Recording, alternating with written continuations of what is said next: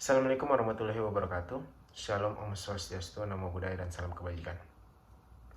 Saya Asmi Zulfikar Laitupa dengan NIM 2109035011119 dari kelas Manajemen H2021.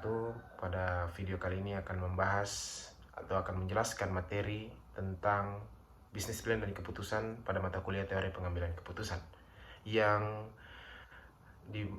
dosen pemampunya adalah Ibu Asniwati SE MSI.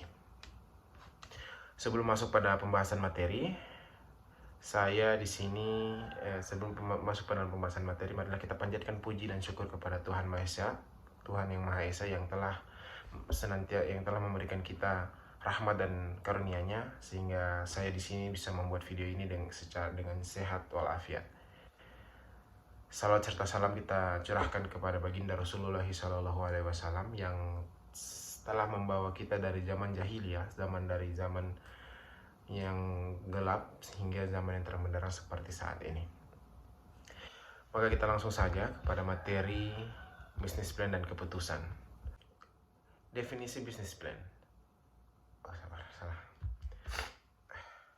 Bisnis plan sendiri adalah suatu rangka kerja yang menjelaskan setiap bagian bisnis yang akan dikerjakan semenjak dari awal hingga akhir, serta dengan memasukkan berbagai kejadian-kejadian yang harus diantisipasi jika ada hal-hal yang tidak diinginkan terjadi.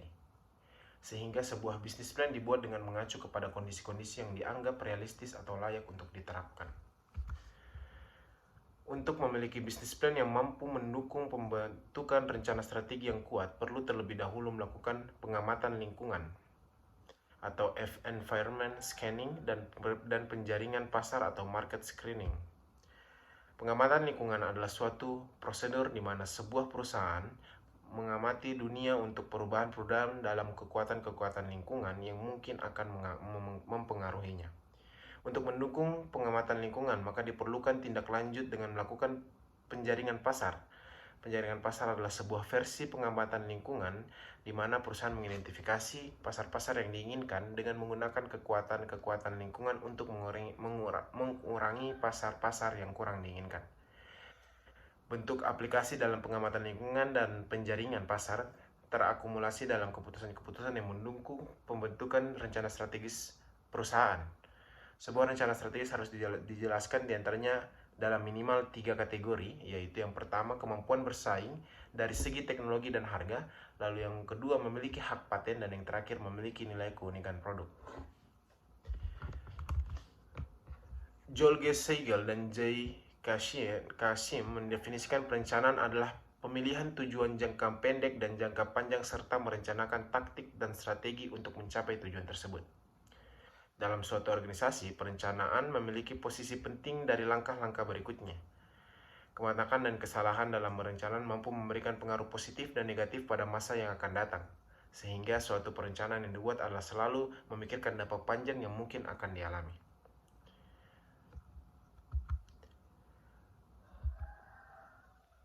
Bagi setiap pebisnis, memang sebaiknya memiliki bisnis plan. Maka dari itu, tujuan dari pembuatan bisnis plan itu apa? Yang pertama adalah bisnis merupakan satu blueprint yang akan diikuti dalam operasional bisnis. Ini menolong Anda tetap kreatif, konsentrasi pada tujuan yang telah ditetapkan. Lalu yang kedua, bisnis plan ini merupakan sebuah alat untuk mencari dana sehingga berhasil dalam bisnis. Ketika kita menggunakan bisnis plan, kita mengajukan proposal dengan perencanaan bisnis kita yang sudah kita gambarkan dengan baik sebaik mungkin dalam proposal yang akan kita ajukan. Dengan bisnis plan juga ini sebagai alat atau sebagai media komunikasi untuk menarik orang lain, pemasok, investor, konsumen, penyandang dana dan sebagainya. Dengan hal ini, maka ini dapat membuat mereka mengerti tujuan dan cara operasional bisnis dalam perusahaan yang akan kita atau dalam bisnis yang akan kita jalankan. Lalu berikutnya, dengan bisnis plan kita sebagai manajer karena dapat mengetahui langkah-langkah praktis menghadapi dunia persaingan, membuat promosi sehingga lebih efektif. Jadi kita akan lebih mengetahui tentang hal-hal apa yang perlu diperlukan di pasar, promosi seperti apa yang masih digunakan, atau promosi seperti apa yang lebih efektif dan efisien untuk bisa menarik perhatian dari konsumen-konsumen, pemasok maupun investor. Dan yang terakhir adalah membuat pengawasan lebih mudah dalam operasionalnya. Apakah mengikuti atau sesuai dengan rencana atau tidak. Jadi dengan bisnis plan ini juga banyak sekali manfaatnya yang membuat kenapa ketika membuat sebuah bisnis itu kita harus memerlukan perencanaan bisnis terlebih dahulu. Kita bisa membuat perencanaan bisnis yang matang karena itu tadi agar kita bisa membuat sebuah bisnis yang minim akan risiko-risiko. Kita bisa mengetahui hal-hal apa yang diperlukan ketika kita membuat sebuah bisnis, pasar apa yang kita tuju, pasar seperti apa yang kita tuju, lalu produk-produk yang akan kita keluarkan ini perlu diinovasikan seperti apa, sekreatif apa, menggunakan promosi seperti apa, pemasarannya seperti apa, sehingga bisa efektif dan bisa sampai ke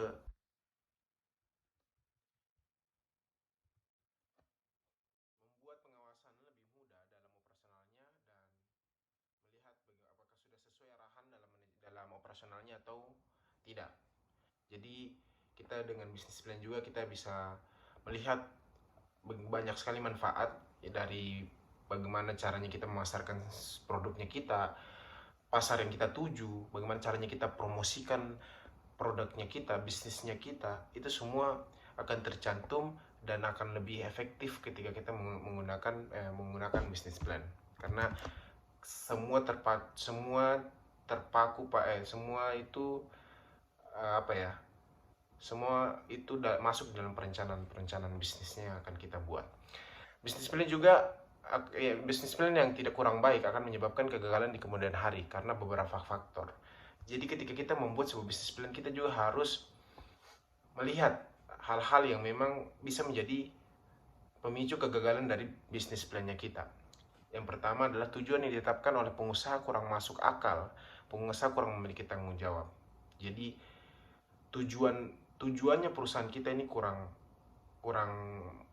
dilihat seperti kurang profesional, kurang baik, dan dari pengusaha juga seperti seakan-akan tidak tanggung jawab. Maka artinya kita perlu untuk ketika kita ingin membuat sebuah bisnis, maka kita perlu menyiapkan segala hal-hal yang dibutuhkan nantinya ketika kita terjun ke dalam dunia bisnis.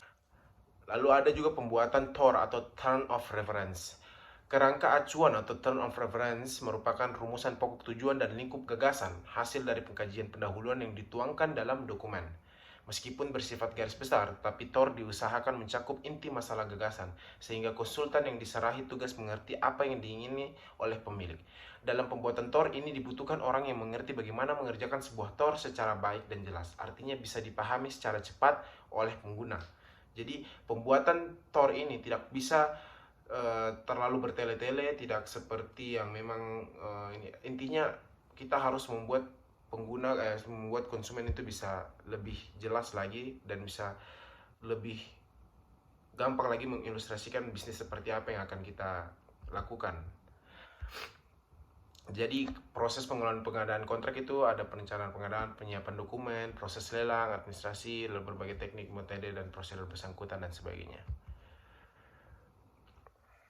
Salah satu peran yang mendukung kesuksesan strategi bisnis adalah pada baiknya mekanisme kualitas supply chains management atau manajemen rantai pasok.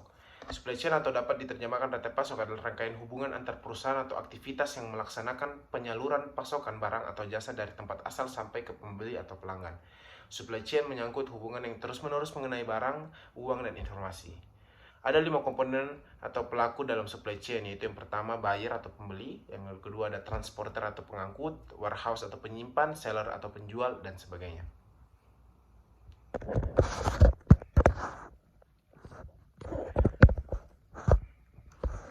Lanjutan, lalu kelompok-kelompok masuk dikatakan berkuasa apabila yang pertama didominasi oleh sejumlah kecil perusahaan besar dan lebih terkonsentrasi daripada industri yang menjadi pembeli mereka. Produk pengganti yang baik tidak tersedia bagi pembeli bukan merupakan konsumen penting bagi pemasok, pembeli bukan merupakan produk pemasok penting bagi pembeli, efektivitas produk pemasok menciptakan biaya peralihan yang tinggi bagi pembeli, pemasok merupakan ancaman serius apabila berintegrasi ke depan ke arah industri pembeli, misalnya produsen pakaian yang membuka toko pakaian sendiri. lalu yang kondisi dan model dan perencanaan, lalu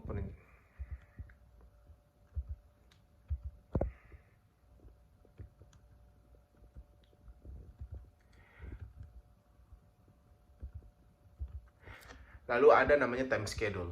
Time schedule adalah jangka waktu yang dibuat untuk melaksanakan suatu rencana pekerjaan secara sistematis dan terjadwal. Ada 3 tujuan utama pembuatan time schedule yang dilakukan oleh seorang manajer keuangan, yaitu yang pertama, memberi arah pekerjaan secara lebih terfokus dan mengedepankan penyelesaian pekerjaan berdasarkan skala prioritas. Artinya, ada pekerjaan yang harus lebih didahulukan dibandingkan dengan pekerjaan lainnya.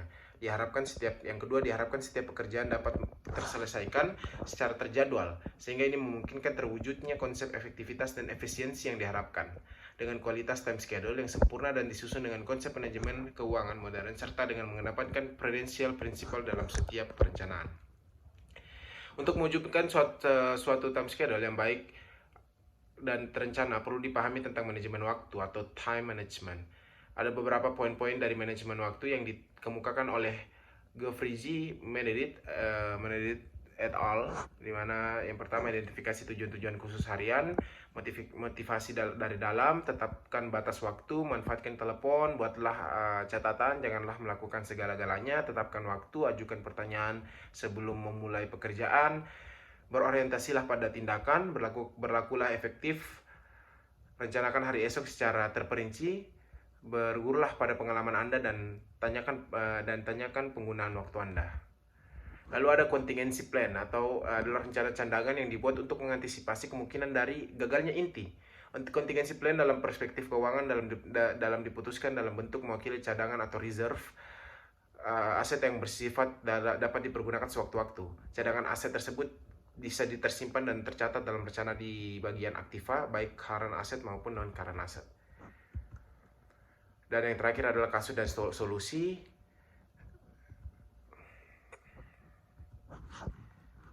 Sekian mungkin pembahasan tentang materi bisnis plan dan juga keputusan dari saya, Asmi Zulfikar Laitupa, dengan NIM 21090350119. Mohon maaf jika ada salah kata dari pembahasan dan mungkin ada sedikit kekeliruan yang saya lakukan. Itu semua adalah pure kesalahan saya. Dan sekian dari saya, terima kasih. Wassalamualaikum warahmatullahi wabarakatuh.